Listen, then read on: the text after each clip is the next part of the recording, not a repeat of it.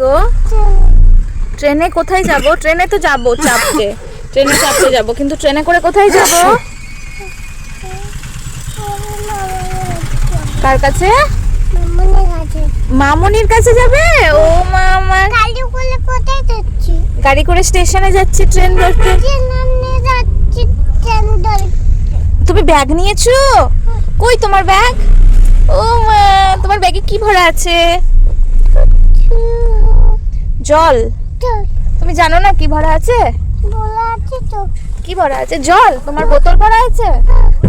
ও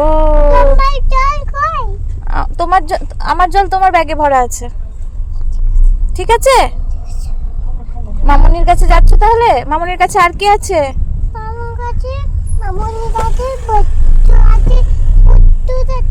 পচ্চু দাদা বলে না, শুধু দাদা। আর কে আছে?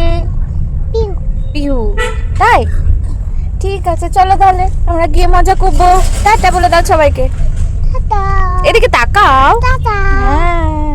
তো তোমরা তো শুনতেই পেলে আমরা কোথায় যাচ্ছি। স্তুতির মামুনির কাছে, মানে মেহিগ্রাম যাচ্ছি। প্রায় 3 মাস পরই যাচ্ছি। মাঝে দিদিভাইদের সাথে দেখা হয়েছিল 2বার।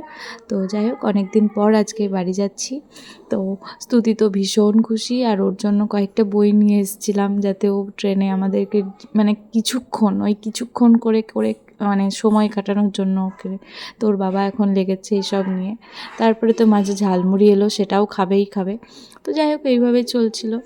তো আমাদের ট্রেন ধরাটাও আজকে সেই যুদ্ধ করে, মানে আমরা বেরিয়েছি বাড়ি থেকে মানে ঠিকঠাক টাইমেই বেরিয়ে গেছি, আধ ঘন্টা আগে পৌঁছে যাব এরকম। কিন্তু এত জ্যাম মানে কি বলবো।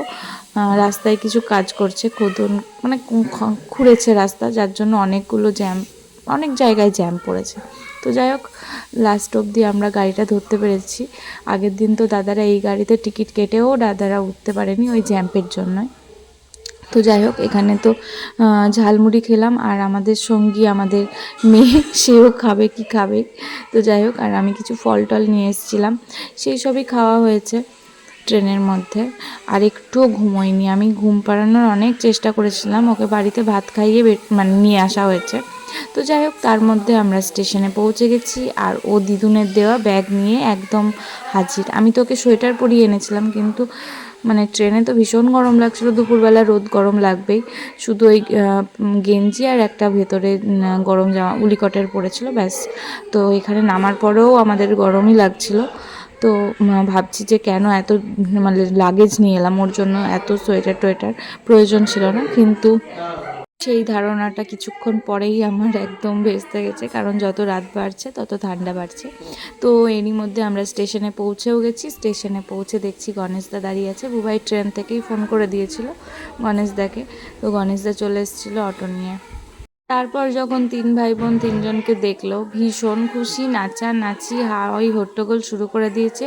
মানে কি বলবো, ওদের যে 3জনের কি খেলা, সব সময় ঝাঁপানো কাঁপানো। আমাদের এই খাটটাটগুলো বোধহয় কবে ভেঙে যাবে। তারপরে ঘরের দেওয়ালে ছবি আঁকা, মানে যাই হোক, বাচ্চারা, প্রত্যেকটা বাচ্চা এরকমই হয়। আর স্তুতি তো একাই থাকে, যখন পর্শস্পৃহাকে দেখতে পায় মানে ওর খুশির বাঁধ আর ভাঙে না, মানে ও প্রচণ্ড খুশি। আর পরশস্পৃহাও তাই, বুনুকে দেখে ততটাই খুশি। তো যাই হোক, এইরকমভাবেই এখন প্রায় 10:30 মতো বাজছে, কি তারও বেশি হতে পারে, ঠিক ঘড়িটা দেখিনি, মনে পড়ছে না। তো যাই হোক, এখন আমরা বসে পড়েছি ডিনারে। আমরা 4জনে একসাথেই বসলাম, বাচ্চা কাচ্চা মাসিমা মেসোমশাই সবার খাওয়া দাওয়া কমপ্লিট, ওরা খেলা করছে। তো যাই হোক, আমরা খেয়ে নিই, আর ভিডিওটা এখানেই শেষ করছি। আজকে অনেক দিন পর ভিডিও দিলাম, চেষ্টা করি যে রোজই দেবো, কিন্তু হয়ে ওঠে না, জানোই, বুঝতেই পারছো, বাচ্চা কাচ্চা নিয়ে। তারপরে কলকাতায় যখন থাকি, প্রত্যেকটা কাজ করার পর আর টাইমই পাই না নিজের জন্য, একটু ক্রিম মাখার টাইম পাই না, তো ভিডিও। তো যাই হোক, চলো আমরা খেয়ে নিই, আবার পরের দিন কি করছি না করছি সব কিছু তোমাদের সাথে শেয়ার করবো। টাটা, বাই, গুড নাইট।